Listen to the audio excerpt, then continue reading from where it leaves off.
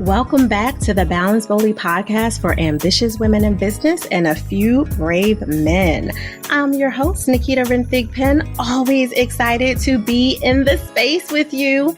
Today, we have this yummy wordsmith that is coming to you with nothing shy of her excellent self because she is someone who lives in a space of flourishing. You'll understand what I mean when I get to it. Let me introduce to you my new good human friend, Aleya Harris. She is the founder and CEO of Flourish Marketing, an agency dedicated to helping empire-building entrepreneurs and executive teams differentiate themselves through radically authentic messaging strategy and copywriting. Aleya believes that every leader has the potential to transform into nothing less than a legend. Aleya, welcome to the BBP. How are you today? I am doing wonderfully. Thank you so much for having me. I'm going to have you read my bio wherever I go because that felt luxurious. Well, it's your truth, so I'm happy to highlight it and put a little smooth, sultry on it as well. I love it. So, Aleya, I know that you are known very well, very deeply to all of your clients and all of the wonderful raving fans that have been dying to get on your waiting list, especially since you were out of, off the grid for a little bit, bringing beautiful humans into the world and all of it. I would love for you to take a moment and just share a bit about what flourishing marketing is all about. Flourish marketing exists because I think everything we do is an excuse. Yeah. It's a beautiful excuse to love people and transmit love to others. I've done everything from being a chef, traveled all over the world, to being head of marketing. And the jobs that I disliked the most were the ones where I got away from my true essence. And they were also the ones where I might have experienced a modicum of success, but not really, right? I didn't feel success inside my heart. And then I usually got laid off from those jobs because the universe conspires with me. Whether I want to let go of something or not, it is going to help me let go of what is no longer serving me. Once I realized that the more authentic I was to who I was and how I was designed to serve, the more successful I became. And the more I liked the people that I worked with, clients, coworkers, etc., I was like, wait a minute. I feel like everybody needs a little bit of this. So we made a shift from I will do your clear messaging because I'm a StoryBrand certified guide and we still use that framework. I love it. So let's take it a step back. So the first thing that we do is we get real. I'm a bioenergetic health practitioner as well. So we use bioenergetics to help pinpoint for you where your energy flow is off, what is no longer serving you, what beliefs or emotions are blocking your abundance, where are you in your hero's journey, and where are you kind of maybe dragging your feet on moving forward out of fear or the inability to know what is next. We take all of that and we unearth a story that is uniquely yours. I am so tired of reading websites that sound like everybody else's because you thought that is what was going to work for you because it worked for them. And no, they're already doing it. Copying your guru's website is just going to make you, a poor man's version of them. And they already captured that part of the audience, right? So what can you do that is everlasting? Well, you go deep inside as opposed to looking externally. So we get that story. We find out what your excuses you're using to love people and love others and love your clients. And then we translate that into clear messaging that everyone else can understand. And that's where the story brand concept comes in, which helps people know who you are, know how you can serve, and know how you do it differently than anyone else. And then once we have that messaging platform, we write all of the things because it's cool to have a messaging document that lives on your computer somewhere. Yeah. But If you don't use it, then you just spent a grip of money with me and it's pointless. I actually want to see it in the world. And you walk the walk, you talk the talk, and you begin to attract people that you love. The people that you were meant to attract, the people who want your brand of love. I think about it this way. Say every person on the planet is a light. Mm-hmm. They're pink lights, they're blue lights, they're green lights, they're yellow lights. I prefer to be a pink one, maybe slightly fuchsia. If you are a little light and it's just so dim and it like flickers on, flickers off, no one can see your light, and all the other, let's say you're a pink light, all the other pink lights want to be attracted to you, but they can't find you because you're not shining as brightly as you could. And you come to me, we switch out some fuses. Mm-hmm. We clarify your light. We change the casing out, right? So the glass is crisp and clear, and all of a sudden, baby, you are shining. Then all the other pink lights just gravitate towards you because you are shining your brightest in your authenticity. So that's what we do at Flourish Marketing, and why I love what I do. Listen, mic drop on every level. What I hear, and you know from previous conversations that I'm a little special in how I process and how I think, and closing my eyes and all of it while I'm talking. What I heard you say is you help people get radical enough to redirect that energy from their soul into their messaging. Yes. And that's a great way to put it. Are you sure you're not a copywriter? I promise. Nope. It's definitely not my forte. I think sometimes I slip into a good one, but that was a good one. About it. Thank you. I will take that as an extra thanks. You are the expert in this. When I think about that, there's no way that in working with you, if you are helping me to shake the normal that I thought was necessary, or trying to float in, be a version of the gurus that maybe I aspire to be like one day, someday when I grow up, all that talk that we do to ourselves. If you're helping me shake that and be radical enough to tap into that energy of my soul, there's literally no way that I could be competing with anyone else except for myself, which I know for you from other conversations is the most important competition to ever have. The goal is for you to be in a league of your own. Mm-hmm. So you also make it a lot easier for your clientele. It's one of the most loving things that you can do.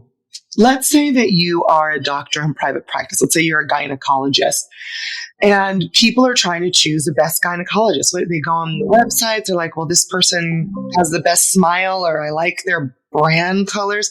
You're looking at my hoo-ha. I really should have some more information about you, right? Besides, what I can see on the surface. I need to read words that make me feel instantly comfortable and be like, oh no, I got to talk to this gynecologist because this person knows me, sees me, gets me, understands my problem, is able to empathize with me, is expressing authority, shows me what success looks like, shows me what a transformation could look like for me. And it doesn't just sound vanilla.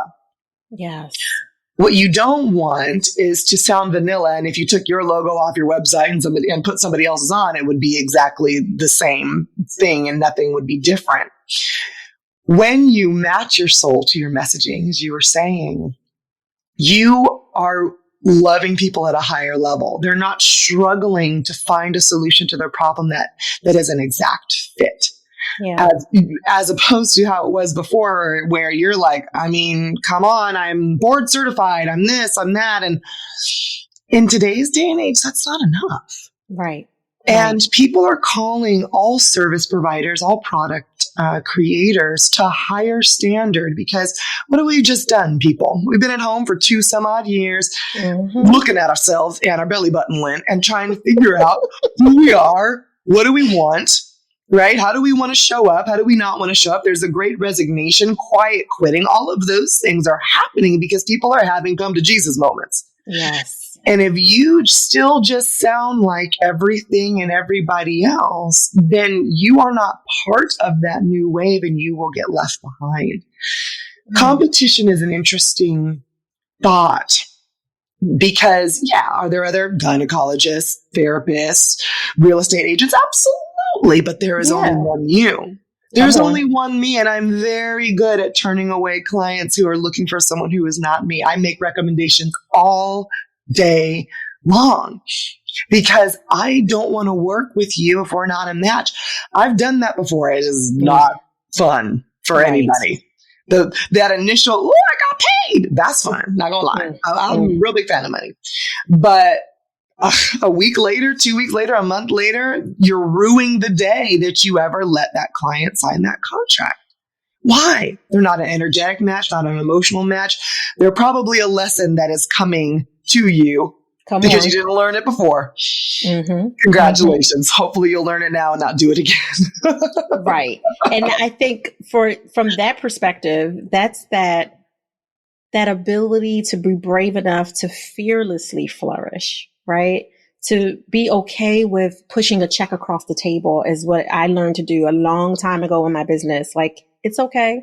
There's enough for all of us. It's why I'm so happy to interview with other relationship, balance, and intimacy experts, and we can have a good old time. There's plenty for all of us. Exactly. There is no competition outside of Naketa because Naketa is really the biggest barrier as well as the biggest blessing. Yeah. And when you can see that and receive it, it allows me to be a good client of Aleya Harris because I'm not in the way now, and I'm willing to be fearless in how I allow her to help me see what was stuck energy that wasn't able to move in my soul before, that maybe got twisted in the wind of trying to make myself more palatable for people to receive because I am so layered and complex and juicy and goodness. And not everybody can handle that. This whiskey in a teacup, baby. Like it's a lot to handle over here. Acquired taste, right? So I hear you really clearly. And it makes me think about how bold, pun intended, because this is balanced boldly, but how bold you had to be to receive the messages that the universe was giving you, because you could have fought back and said, oh, not this job, I'll get a different job. Same position, right? Same title, same responsibilities. I'll just move here, instead of receiving that it was time to tap deeper into your gifts so you could create that work life and love that your husband and your baby get to enjoy because you were fearless enough to allow yourself to be a product of your own product. I did do it. Fearless. I'd be lying to your face and say I was fearless.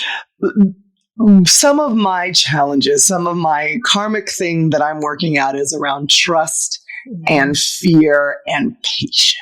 Come on. I always tease people, please, for the love of God, do not pray for patience because the universe will give you something to be patient about. That's right. I've learned that the hard way, I think. So there's been a lot of fear, and fear where my body is shaking. I'm crying. I'm like nauseous. I have headaches. That deep rooted. I am terrified, having conversations with my basic self and doing internal visualizations. And even I see my basic self in this dark room shaking of fear, down to that level, scared as a business owner. Right. So I would tell people that radical authenticity is not the easy way out. The easy way out is obviously doing things like you're doing right now.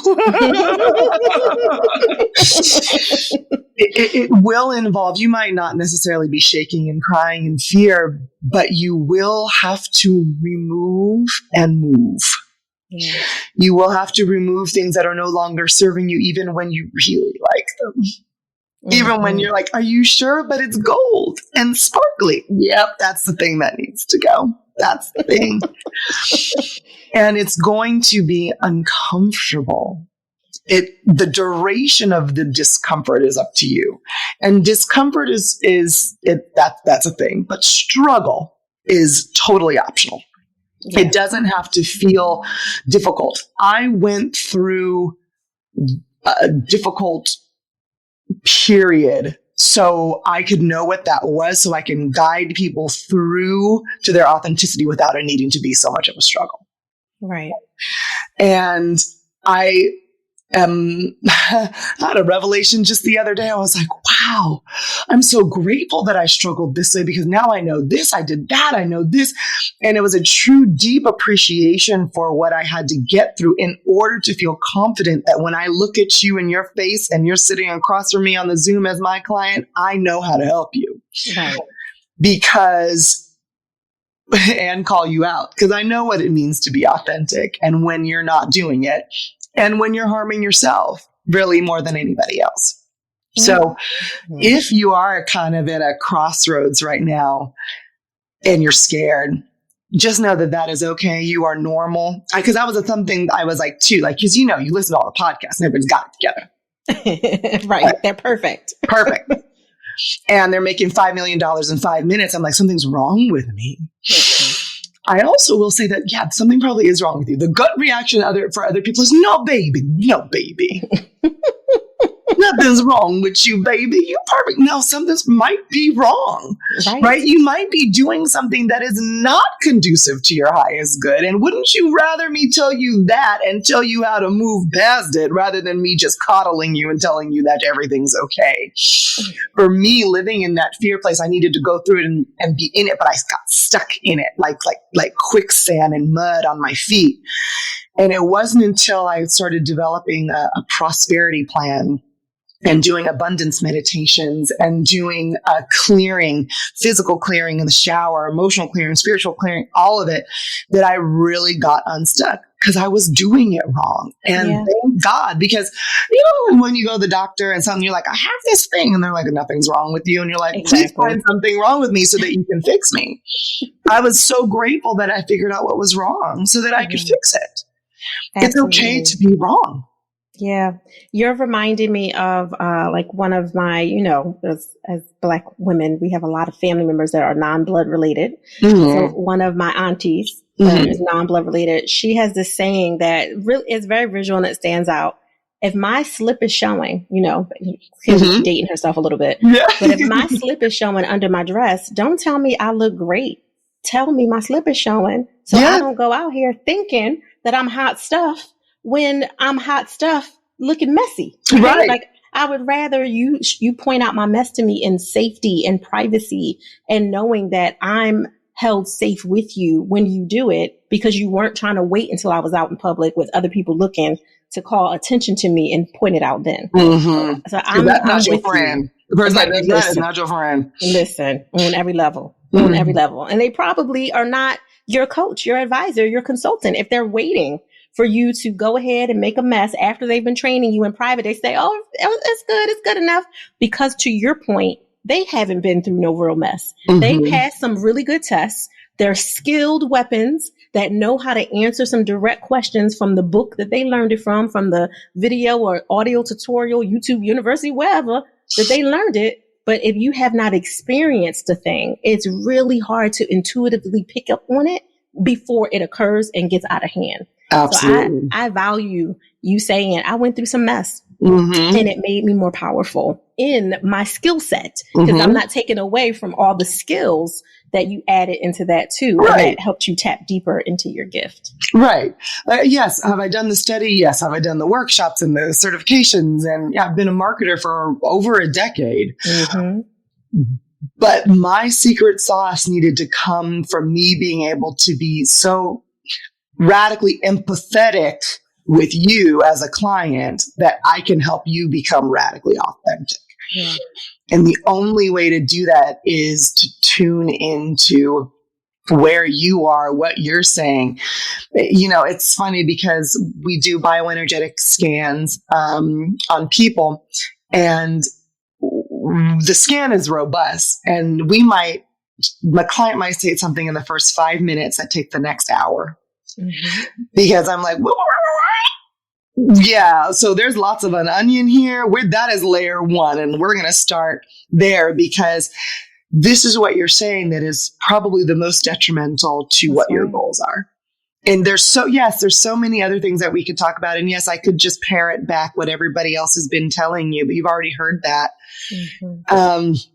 And I promise I am not masochistic or sadistic. But I know that something is up when I have the spontaneous tear happen. Like, it's like they're fine, they're straight faced, and all of a sudden, and it just comes out. I'm like, yeah, that's what I thought. That was where we were going to start. That's right. That's right. And listen, I'm the very first person to say this requires a therapist, not a coach, right? Because there's a big difference between a therapist and a coach. However, when you are finally at that point where you are wanting to let go, oh, baby, I see tears as rivers of gold, rivers of abundance. When you are crying those money rivers, that means that we're actually getting somewhere. Yes. If you're holding it all in, we can't do nothing about that. When you're letting it go, so you're excavating all of the things that are no longer serving you so that we can replenish it with new ideas, new beliefs, new paradigms, new value systems, new knowledge. That's when you're really in the best part of your healing journey. I can't agree more. I can't agree more. I'm right here with you on so many levels. You are making me wonder for everyone who's, out here listening as well, because I'm a representative of the listeners when I'm in these virtual kind of kitchen conversation fields of podcasts, because you're helping them do all of this excavation and get out of their own way and compete with themselves to bring out the best power in their light so they can shine, be the brightest pink, to use your example from earlier, or blue or green or whatever you choose. In that, the ultimate goal is to transfer them into a legend. Would you say that the work that you're doing, which all from an aggregate perspective, it adds up to be the tools that you need to help them do it? Would you say that the one reason that people don't transform is because they're truly not being honest with you and your team in the process, and they're trying to give you those, I'll just call it what it is, those cookie cutter answers that they've been used to getting away with giving everyone else? Because maybe they're a motivational speaker, so they've always been persuasive, or maybe they have a huge sales background, so they're really good at making something look better than what it might actually be, but they've been literally faking out themselves in the process. And I know you don't accept those clients now, but when those are my favorite ones, but they only last like that for about 5 minutes. Okay. So I am really good at calling you out on crap. Come on. And I see it from a mile away. I saw it when I had my discovery call with you before you signed on the dotted line. I knew what I was getting myself into, and I giggled at myself because the very first client I had like that, I was like, I'm never going to be able to crack them. And not because I'm like wanting to be mean and crack them, but it's like I open them up. Yeah, absolutely. Right. Yes. Now I will straight up stop you mid-sentence and be like, no, tell me something new. Tell me how did that really make you feel? Or I'll be like, okay, thank you so much.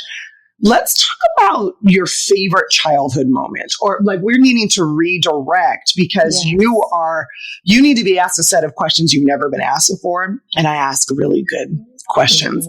The number one thing that prevents people from turning into a legend isn't so much that they can't get away from their phoniness, right? Because we're going to do that real quick. Try me. Right? You said try me. The thing that keeps them actually is that they don't believe that they can be or that they are a legend. I say things like Oprah, Sarah Blakely, Laverne Cox, Beyonce. I promise I don't just, Sarah Blakely is not a Black woman. I was like, I need to get more diverse in my examples. They are legends, right? In their own right. And why are they legends? It's because they excavated their story. They owned it. They owned different versions of it. They weren't afraid to evolve with it. Yeah. And we look up to them and people tell their story back to them. That's one of the key components of really knowing if you're kind of there or not. People are telling your story back to you and for you to other people. And it's in alignment with who you are and how you want to show up, which can only happen if you told the story correctly to begin with. I say, okay, so all of those are legends. Now, how many people believe that they are a legend? Or I'll give it to you this way, a legend in the making. I said this to rooms of hundreds of people, primarily women. Very few raise their hands. Yeah. And that is what holds you back. That needing to feel safe in the crowd is what makes you not live up to your potential. And now, am I saying that you need to go and just dye your hair blue for the sake of dyeing your hair blue and run naked down the street? No, that is not what I'm saying. That is not authentic. I mean, for most, if it is, more power to you. Right. If naked down the street is illegal, you should probably check your local law on that one. But what I'm saying is you have to be okay with at least being slightly off and watch the power of that. I'm going to give you an example. So I used to straighten my hair all the time. One, because, have you seen a good hair flip on that fresh silk press? Oh, flip it right on over. Can't nobody tell you nothing, right? And I speak on stages all the time, and I usually would get my hair pressed out first, right? One time I was just busy, and I was like, oh, I can't get my hair pressed out, but I'm just getting on stage. And it was nice. It was, a little curl to it, a little bounce to it. I have long hair. I liked it. And when I got off stage, I had a Black woman come up to me and say, "We can do that?" And I'm looking around like, what did I just do? Right. And I'm like, we could do what? She said, we can wear our hair like that. Like people were laughing and engaging with you. And, I saw, you made money on that stage. I said, that's absolutely right. Cause that's what I do. And I said, absolutely. This is literally how my hair grows out of my head. Why would this not be okay? Yes. And now when I get on stage, now I could straighten my hair if I want to. I could put braids in. I could do cornrows. I can do whatever I want. But I purposely don't straighten my hair when I go on stage. Why? Because it means something to someone. Yeah. It shows that I have no problem showing up as myself. And it's that little step that allows someone to do it themselves for themselves. I had this happen more recently, and it was a multi-day conference, and I was traveling, but this person was in their home area. The first day, same kind of conversation. Her hair was straight. She came back the second day and she had washed her hair. Oh, yes. And washing curly. Mm-hmm. I am not, girl, you want to put that lace front on. You want to do you, boo? I am not vilifying any hairstyle. Exactly. But I want you to give yourself permission to do it as a style because it's part of what it makes you feel like, rather than, oh, I need to do this because this is what someone expects of me and this is the status quo. And now, people recognize me as the chick with big hair and pink lipstick. And it is branding at this point in time, right? Exactly. So when you step out in your own, you're not only doing it for yourself, but you never know who you could be inspiring in the process. 1,000%. This is what being transformed into a legend looks like, when you can show up fully as yourself and teach and preach and speak what you are living. Mm-hmm. That's what I heard you say. I was going to give it back to you. Mm-hmm. You have to be in alignment because, you can try to fake it, but then you'll have an epic fall. And the bigger you get at trying to fake it, the harder you will fall. Why not just start off right in the beginning? Well said. Okay. Because I can talk to you forever. And I have to ask you, how do you give yourself permission to pause? This little girl helps. She's been teaching me lessons on pausing from the first trimester before she was here. And then I had to work at it. I was talking on my podcast to a woman named Allison Chavez. Mm-hmm. And she talks about the difference between masculine energy and feminine energy.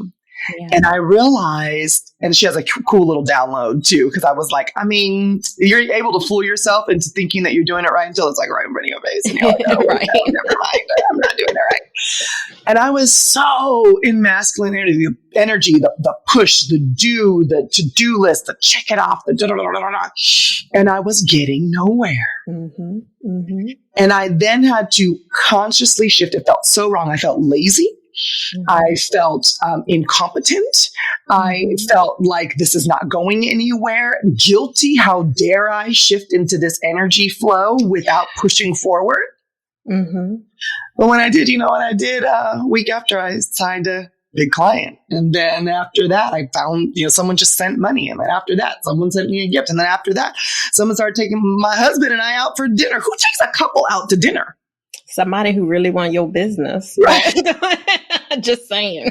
So it's like, no, it was just a friend. No business. It was just a friend. That's what I mean. Just a friend. Just took both me and my husband out to dinner. Nice. And I said, okay, Allison Chavez, you might be onto something. So that permission to pause, I had to prove it worked. And because being that feminine energy is about being, about flowing, listening, in tuning. And the more I actually put it into practice, I combine the masculine and feminine because there's a to-do list on how to be in this flow. I call it my prosperity plan, prosperous in all ways. And I do it daily. Yeah. And I made it into a ritual. And it is now the most valuable thing I know I can do in my day is to work my prosperity plan because I saw that it worked. So the permission came from the results, but it didn't start off that way. I had to fight against myself to give myself permission. Then I started seeing the results, and now can't tell me anything about feminine energy. I am in it, loving it, living it. When you're in alignment, your freedom is on the other side of that resistance. So I'm so glad you freed yourself with this permission to pause. I had to take a power pause moment for that too, Aleya. That was yummy in so many ways. How can everyone, the beautiful, bold, brilliant, ambitious women who are listening to this, as well as the brave men, how can they get in contact with you? Well, the best way to learn about me is to go to flourishmarketing.co, not .com, .co. You can learn all about our 3-step process, the Flourishing Empire framework, which we talked about. And there's some freebies on the site too. So you can, we have a 20-page recalibration guide. We have a revamp guide. We can take quizzes to know if your energy's on or off and if you're ready to get started with your messaging. You can also hang out with me on Instagram at Aleya Harris, ALEYAHARRIS. We throw in baby pictures every once in a while if that is a thing that will entice you. Baby pictures and some really good pictures of her and her very handsome forever lover. Okay. Yeah. He is just the bee's knees. I look at him, I'm like, I still have a crush on you.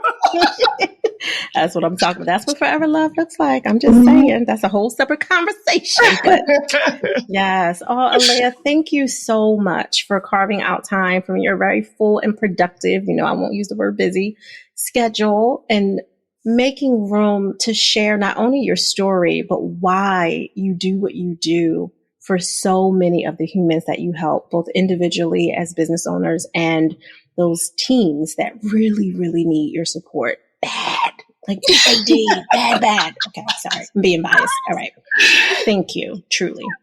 Thank you for having me, Naketa. I always love talking with you, and this conversation is just another one of my favorites. Oh, wow. Balance boldly, listeners. I tell you all the time, I know for all of you who have been rocking with us here on the BBP since 2016, you're over me saying, I'm bringing you the best all the time. Every month it just gets better and better. But pat myself on the back because Aleya was representation on so many levels of that definition. I mean it in all the ways. Thank you for taking time out of your schedules, off your Peloton, your treadmills, your dog walks, whatever it was you were doing while you were listening to the smooth tunes of Naketa and Aleya today. Thank you for carving out this time. But I have to ask you to do yourself a favor. 1, share this episode with someone in your ecosystem that needs to hear it. Whether they're an entrepreneur, a corporate person, a nonprofit person that is not shining their light the way that they need to, and they can step up if they, get clear with the energy that's stuck in their soul that needs to be expressed out so they can fearlessly flourish. That's all I'm going to say about that. 2nd, I want you to do what I ask you to do every single week.